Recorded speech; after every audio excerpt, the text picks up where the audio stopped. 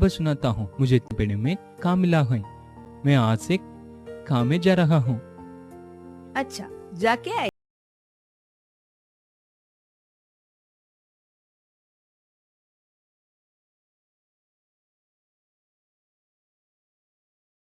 पापा आते समय मेरे लिए चॉकलेट लाई है। वो सब लाता हूँ। पापा की टाटा बोल। टाटा। टाटा पापा।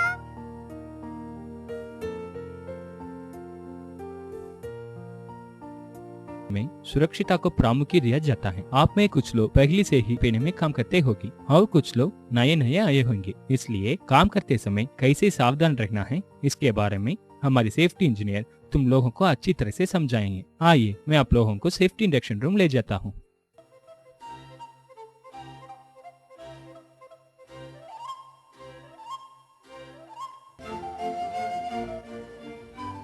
सब लोगों को प्रणाम। प्रणाम सर जी। साइट में काम करते समय कैसे सुरक्षित नियम लेना है इसके बारे में समझाता हूँ।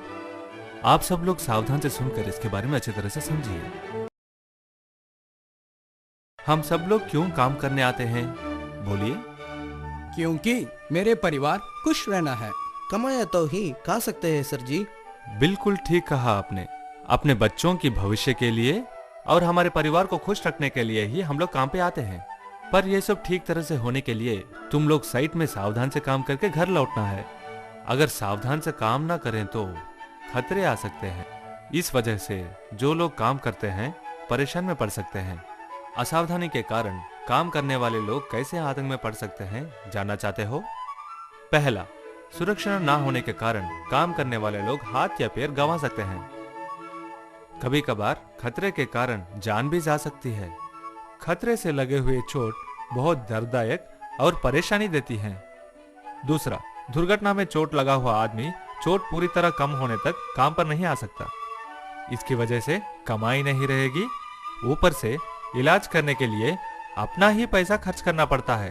तब उसका परिवार भूखी रह जाती है। बच्चों की पढ़ाई भी रुक सकती है। तीसरा, दुर्घटना के वजह से आदमी अड़चन हो गया तो बाद में काम मिलना मुश्किल हो जाता है। इसकी वजह से उसका भविष्य प्रश्नार्थक हो सकती है। दुर्घटना के वजह से चोट लगा हुआ आदमी ही नहीं बल्कि उसका पूरा परिवार दुख सागर में डूब सकता है।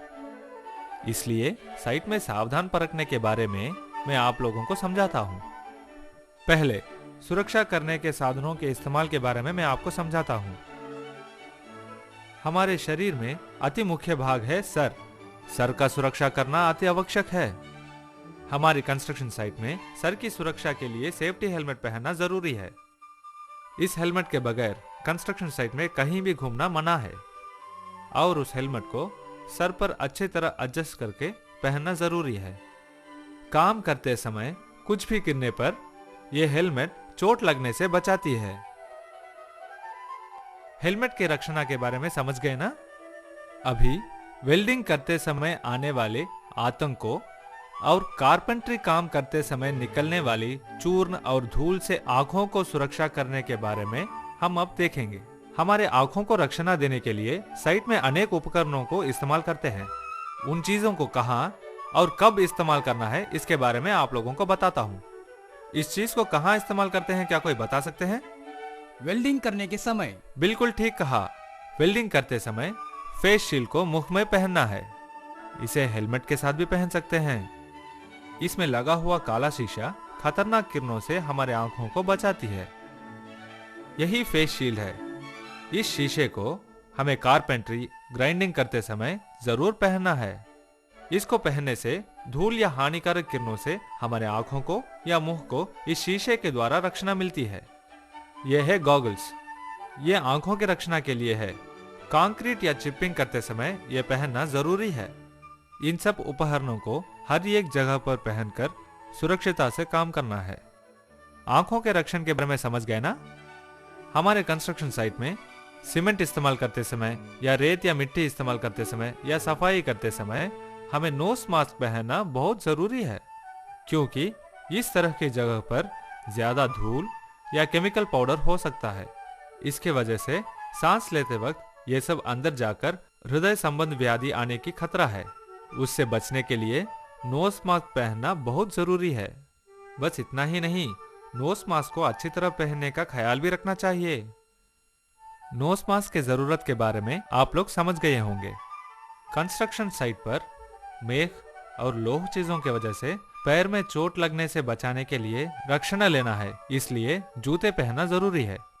इसी तरह कंक्रीट और चीकट ज्यादा रहने के जगह पर काम करते समय गम बूट पहनना जरूरी है, क्योंकि सीमेंट ज्यादा रहने के जगह पर पांव बहुत देर रखने पे त्वचा संबंधित व्याधि आने की खतरा है। उससे बचने के लिए हमें गम बूट की आवश्यकता है। पैरों की रक्षा के बारे में आप सब जान चुके हैं। ये क्यों इस्तेमाल करते हैं, क्या कोई बता सकते हैं? हाथों की रक्षा के लिए। हाँ, हाथें हमारे शरीर की एक मुख्य भाग हैं। हमें साइट में काम करते वक्त हाथों को बचाने के लिए विविध हैंड ग्लोव्स इस्तेमाल करने पड़ते हैं। उन्हें कहाँ और कैसे इस्तेमाल करना है इस बारे में देखते हैं।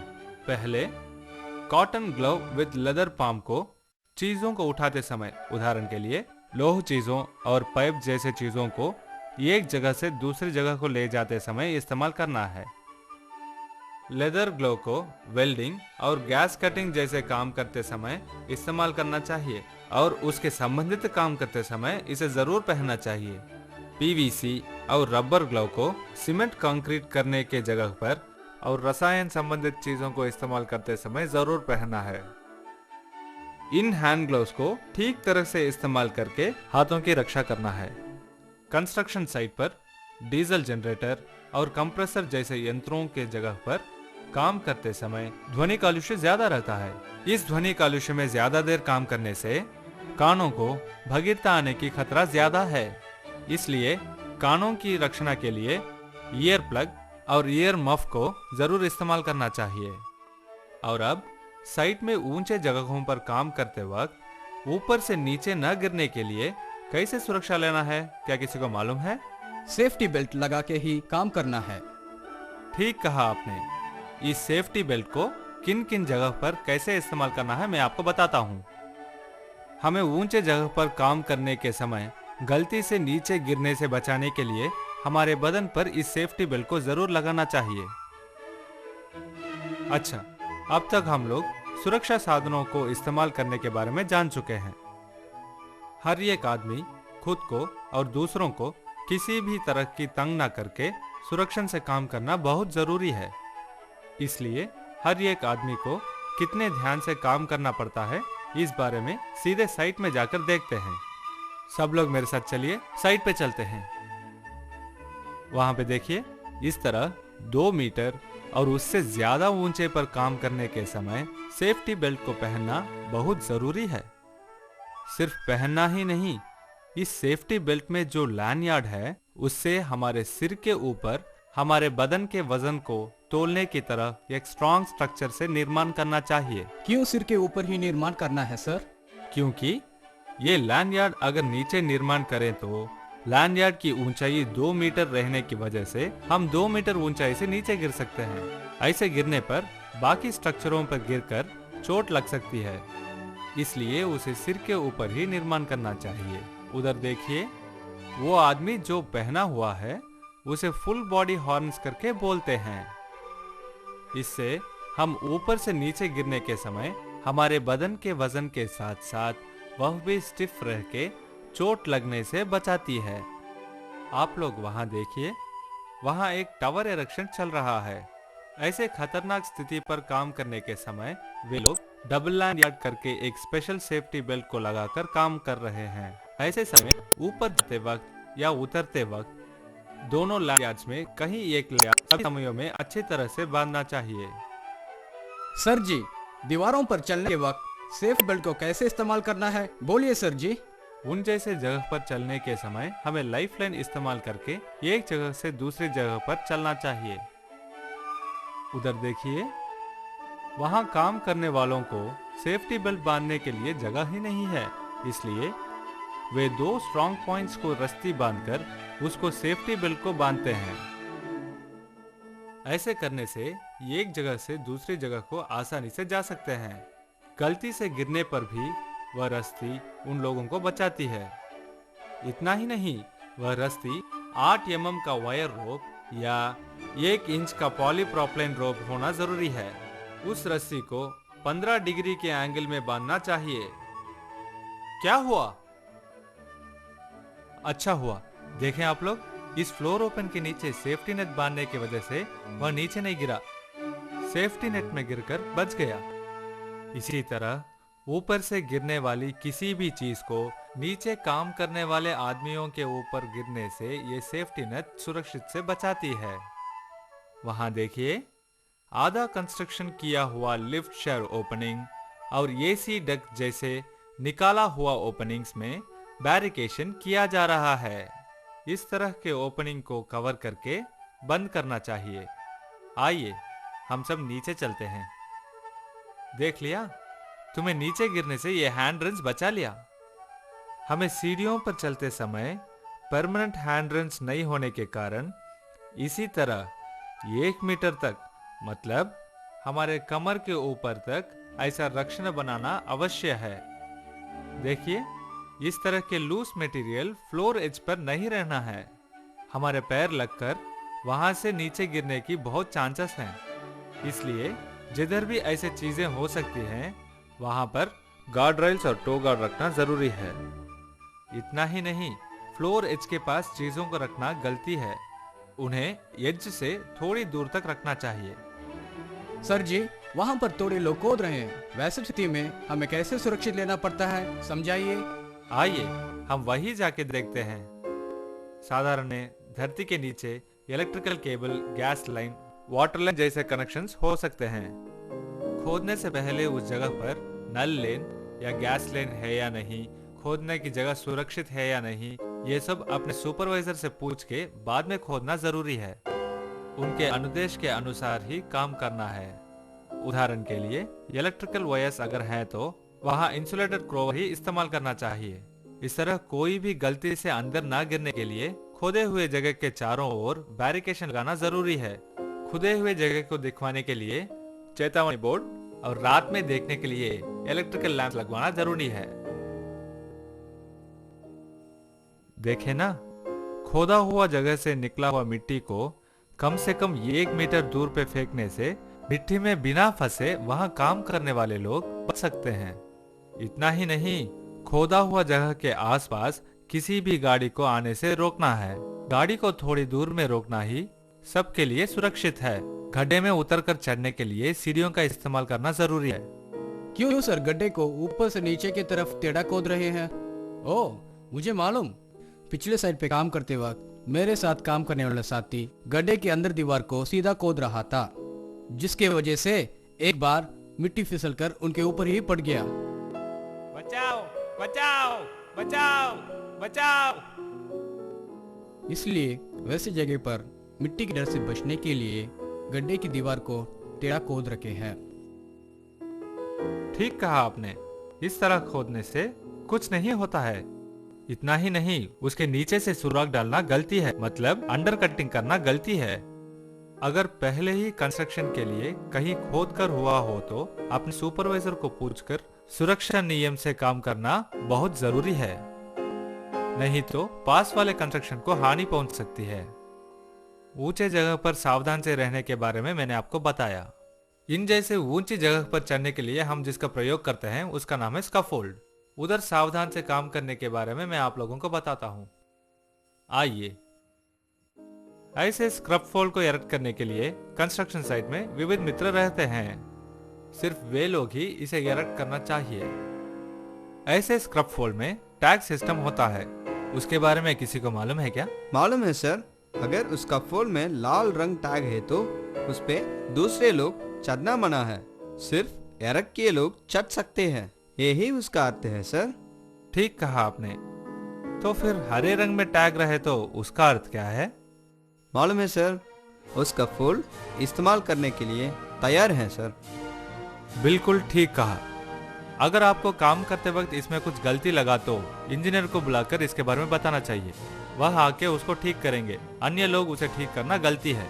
देखें क्या, अंदर के जैसे स्कैफोल्ड में हर 6 मीटर के बीच में अच्छी तरह से स्ट्रक्चर बांधना जरूरी है। देखिए, इस तरह के स्कैफोल्ड में हम खड़ के काम करने के लिए स्कैफोल्ड बोर्ड इस्तेमाल करना चाहिए और उसमें चढ़ के उतरने के लिए हमें सीढ़ियों का इस्तेमाल करना चाहिए। उधर देखिए, बाजू में काम करने वाले न गिरने के लिए रक्षण देते हुए मिड ट्रेल या टॉप ट्रेल रहना चाहिए। देखा, वह काम करते वक्त पीछे आया है, पर वह न गिरने के लिए वहां रखा हुआ टॉप ट्रेल और मिड ट्रेल रक्षण देती है। वो क्या है सर? कौन सा? वो वही है मोबाइल स्क्रैप फोल्ड। उस मोबाइल स्क्रैप फोल्ड के नीचे 4 चक्का होने के कारण एक जगह से दूसरी जगह को आसानी से जा सकते हैं। देखो, वह आदमी उसे कैसे रोक रहा है। उस स्क्रैप फोल्ड के नीचे स्टॉपर को इस्तेमाल करके रोक रहा है। ऐसा करना गलती है। कोई आदमी ऊपर काम करने के वक्त स्क्रैफोल्ड को चलाना गलती है। सिर्फ स्क्रैफोल्ड ही नहीं, साइट में हम लोग सीढ़ियां भी इस्तेमाल करते हैं। उसे इस्तेमाल करते वक्त कैसे सुरक्षित रहना है, इस बारे में हम लोग खुद जाके देखते हैं। चलिए मेरे साथ। वहां देखिए, वह क्यों गिर गया? क्योंकि हमें कभी भी सीढ़ी को 1:4 में झुका के रखना चाहिए। वही ठीक है। ये टूटी हुई सीढ़ियों को इस्तेमाल करना भी गलती है। ऐसे चीजों के ऊपर सीढ़ी को रख के ऊपर चढ़ना गलत बात है। हम जो सीढ़ी प्रयोग करते हैं वो वर्क प्लेटफॉर्म के ऊपर 1 मीटर ज्यादा रहना बहुत जरूरी है। उधर देखिए, वो जो कर रहा है वही सही है। सीढ़ी को फिसले बिना रखने के लिए रस्सी से बांधना जरूरी है। वहां देखिए, वह बांधने के समय नीचे एक आदमी पकड़ के खड़ा हुआ है। सीढ़ी को रस्सी से बांधने के वक्त नीचे एक आदमी सीढ़ी को पकड़कर खड़ना जरूरी है। बल्कि सीढ़ी में चढ़ने के वक्त रंच को पकड़कर संभाल के चढ़ना चाहिए। वही ठीक मार्ग है। सीढ़ियों को फ्लैट सरफेस पे रख के चढ़ना ही सुरक्षित है। इतना ही नहीं, इलेक्ट्रिकल खंबे के नीचे लोह की सीढ़ी यूज करना गलत बात है। और अब किन किन जगहों में कैसी मटेरियल और इक्विपमेंट इस्तेमाल करना है, इस बारे में आप सब लोगों को बताता हूँ। सुनिए।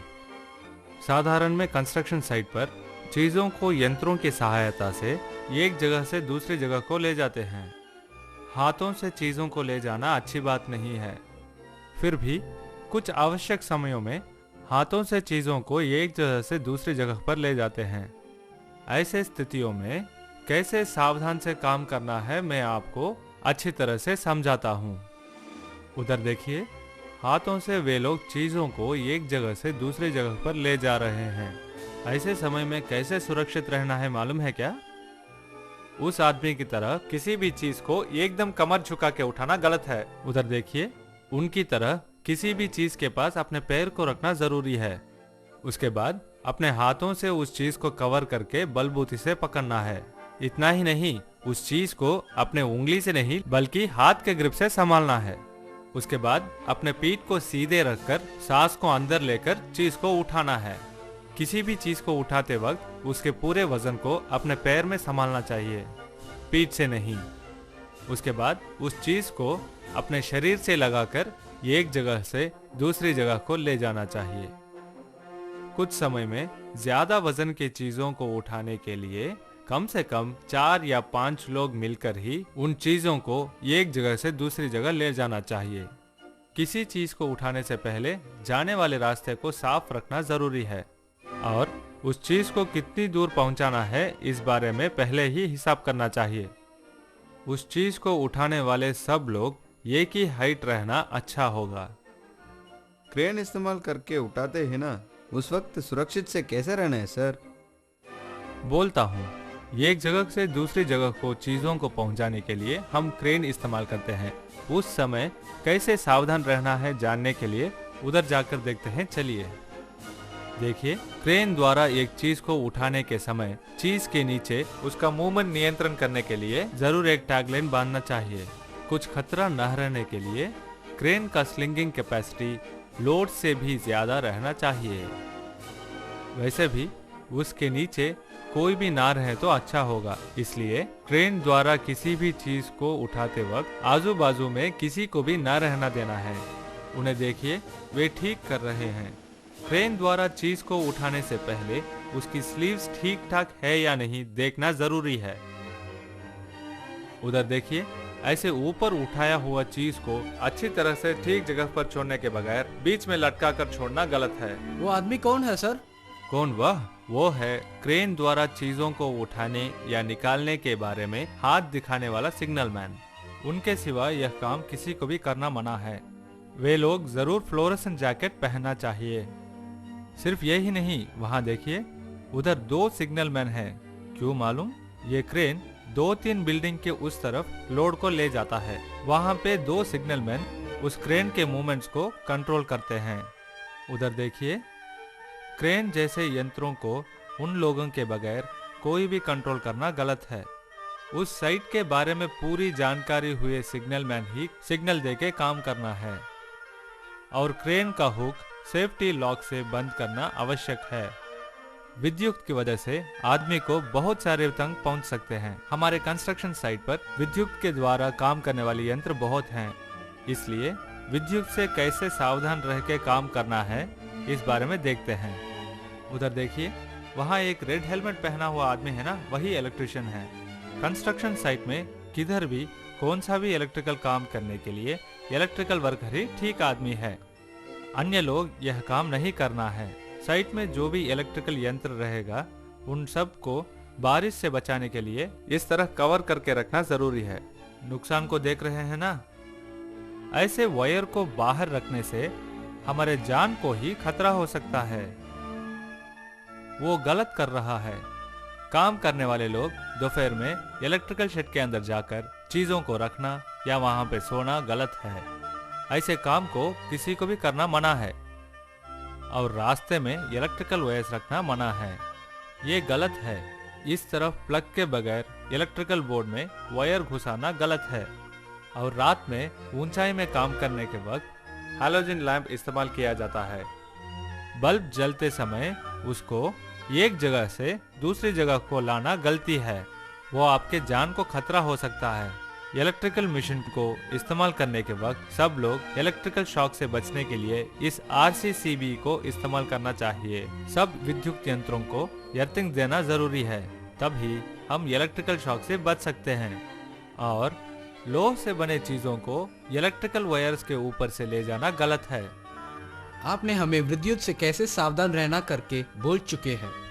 वैसे ही साइट में जो हर एक मशीन को कैसे सुरक्षण से इस्तेमाल करना है, बोलिए। जरूर, सब लोग मेरे साथ आइए, मैं आप लोगों को बताता हूँ। देख लिया वह कैसे खतरे में पड़ा? इस तरह घूमने वाली परिक्रम पर काम करते समय टवल या मफलर पहनना गलत बात है। वहाँ देखिए, वह आदमी लकड़ी को काट रहा है। ऐसे काम करते वक्त उस यंत्र को गार्ड से पूरी तरह बंद करना जरूरी है। ऐसे यंत्र चलने के वक्त उसके ऊपर पड़ना या उसको ठीक करना या सुरक्षा कवच को निकालना खतरा दे सकता है। और काम पूरा होने के बाद मशीन को स्विच ऑफ करना बहुत जरूरी है। और यंत्र चलने के समय उसको हटाना या लुब्रिकेट करना गलत है। क्रेन, बिल्डर हॉइस्ट, विंच, इस तरह के मशीनों को ऑथराइज्ड पर्सन ही ऑपरेट करना है।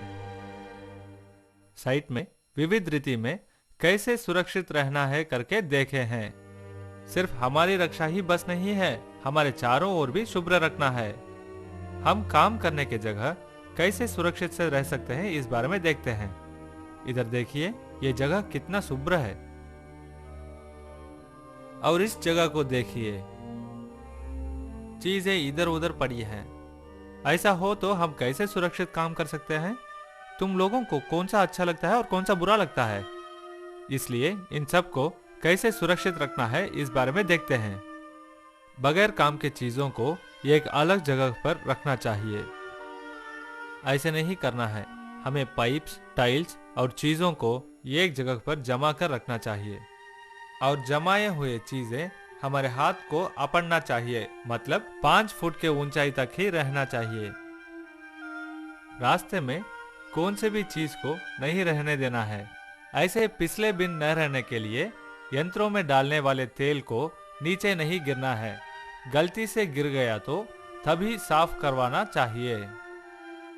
इस तरह की तंग से बचने के लिए मेखें जो जरूरत नहीं है उन्हें निकालकर एक जगह में डाल के रखना जरूरी है। देखिए, इस तरह आग न लगने के लिए जलाव साधनों को, मतलब पेट्रोल, डीजल को अलग जगह में रखना सबके लिए सुरक्षित है और इस तरह के साधनों से दूर रखना भी अच्छा है।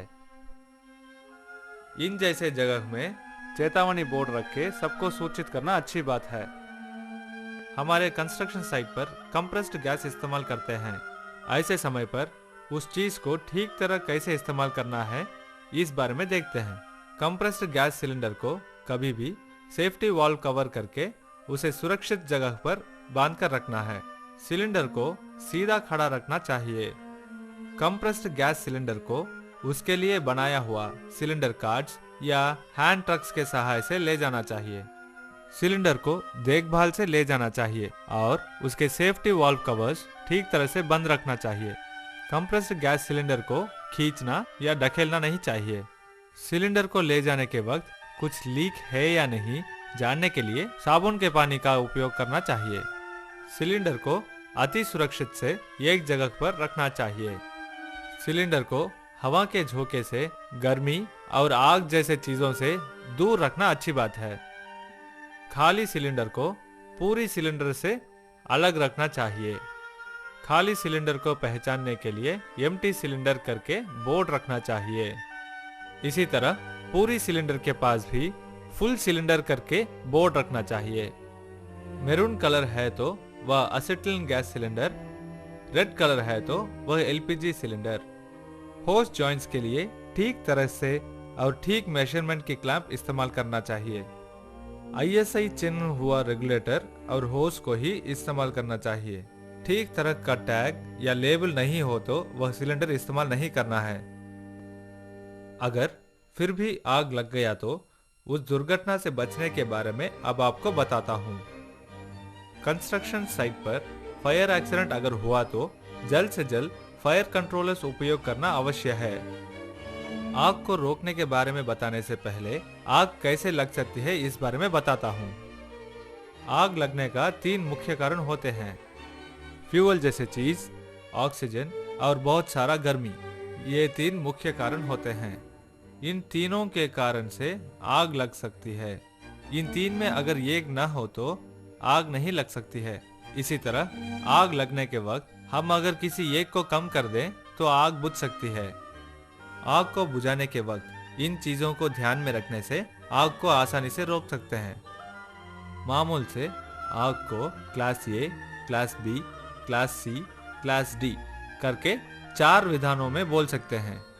लकड़ी, कपड़ा और कागज पे लगने वाले आग को क्लास ए करके बोलते हैं। मोम जो आग में जल्दी से पिघल सकती है और डीजल, पेट्रोल जैसे तेल के वजह से लगने वाले आग को क्लास बी बोलते हैं। असिटिलीन और एलपीजी गैस से उगने वाली आग को क्लास सी बोलते हैं। पोटेशियम, मैग्नीशियम जैसे केमिकल से उगने वाली आग को क्लास डी करके बोलते हैं। ये बी, सी के वजह से आग लगे तो हमें कैसे नियंत्रण लेना है इसके बारे में मैं आप लोगों को बताता हूँ। साइट में आग रोकने के लिए इस तरह के लाल रंग के सिलेंडर आप देखे होंगे। ड्राई केमिकल पाउडर से भरा हुआ इस फायर एक्सटिंग्विशर के द्वारा क्लास ए, बी, सी उगने वाली आग को आप रोक सकते हैं। फायर एक्सटिंग्विशर को उपयोग करने के लिए पहले सेफ्टी क्लिप को निकालकर इस प्लंजर को दबाना चाहिए। उसके बाद इस होस के जरिए एक सफेद रंग का पाउडर बाहर आएगा। उस पाउडर को आग के ऊपर इस तरह मारना चाहिए। यह पाउडर आग के आसपास ऑक्सीजन को कंट्रोल कर आग को बुझाती है।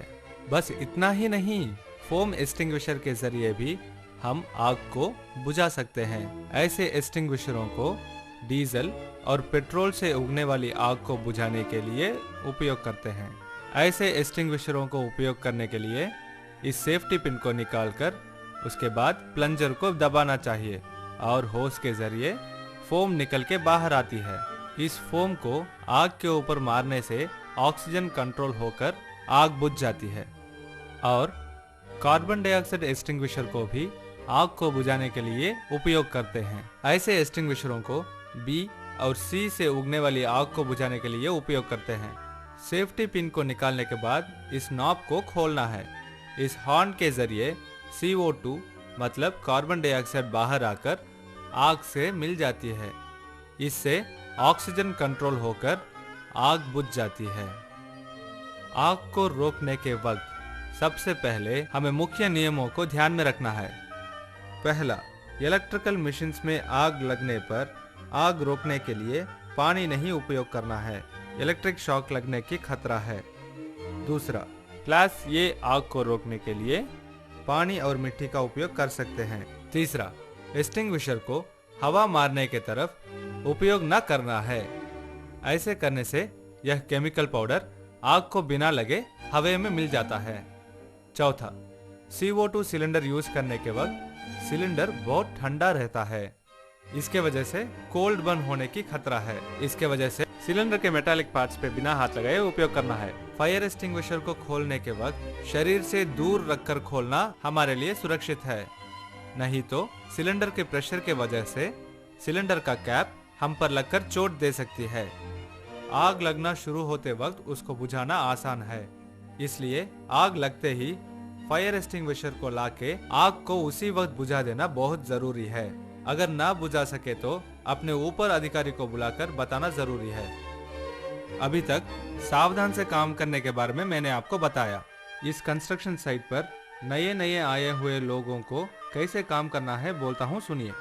सब लोगों को सावधान से काम करना है। अगर किसी को खतरा हुआ तो अपने सुपरवाइजर को बोलकर फर्स्ट एड सेंटर को इलाज के लिए लाना है। यहाँ काम करने वाले लोगों के सुविधा के लिए यह बनाया गया है। अगर यहाँ पूरी तरह से इलाज ना हुआ तो अस्पताल ले जाके इलाज करवाएंगे। वो आदमी गलत कर रहा है। चोट लगने पर किसी न किसी दवा को लगाना गलत है। ऐसे वक्त पर फर्स्ट एड सेंटर को जाना चाहिए। हमें सुरक्षिता से काम करना चाहिए, ये गलत है। कंस्ट्रक्शन साइट के अंदर दारू पीना, सिगरेट पीना मना है और साइट के अंदर किसी भी गाड़ी को 20 किलोमीटर से ज्यादा चलाना मना है। देखें क्या, गाड़ियों को पीछे लेते समय अच्छी रिवर्स हॉर्न लगाना जरूरी है। ये गलत है। किसी भी हालत में रुके हुए गाड़ी के नीचे सोना खतरा हो सकता है। कंस्ट्रक्शन साइट में परमिशन दिया हुआ आदमी ही गाड़ी चलाना है और कोई चला नहीं सकते। ट्रैक्टर टायर गार्ड पे बैठना या ट्रैक्टर के लिंक पे बैठकर जाना या खड़े होकर जाना गलत है। ऐसे करना गलत है। साइट में खतरनाक चीजों से खेलना या उससे दूसरों को भगाना गलत है। अब तक मैं आप लोगों को कंस्ट्रक्शन साइट पर कैसे सावधानी से काम करना है और मशीनों में सुरक्षित से कैसे काम करना है इस बारे में बता चुका हूँ। इन चीजों को ध्यान में रखकर आप लोगों को सुरक्षिता से और सावधान से काम करना है। अब तक मैंने सावधान से काम करने के बारे में कहा। अब तुम लोग जिस को जो काम दिया हुआ है उस काम को ध्यान से करना शुरू करो। बहुत शुक्रिया सर जी।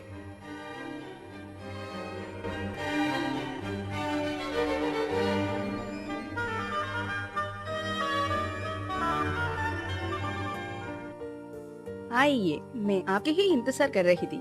काम पूरा हो गया ना? आज का काम कैसा लगा? बहुत अच्छा लगा। आज हमें सुरक्षता के बारे में सिखाया, वो मेरे लिए बहुत फायदा लगा। पापा, मेरे लिए चॉकलेट्स लाने वाले देना।